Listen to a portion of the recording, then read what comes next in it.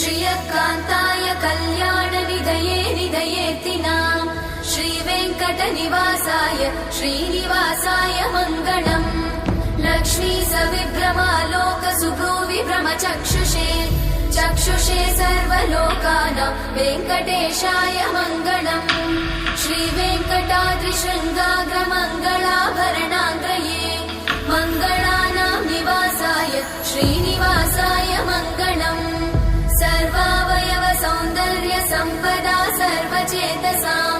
सदा सम्मोहनायास्तु वेङ्कटेशाय मङ्गलम् नित्याय निरवध्याय सत्यानन्दचिदात्मने सर्वान्तरात्मने श्रीमद् वेङ्कटेशाय मङ्गलम् स्वतः सर्वविदे सर्वशक्तये सर्वशेषिने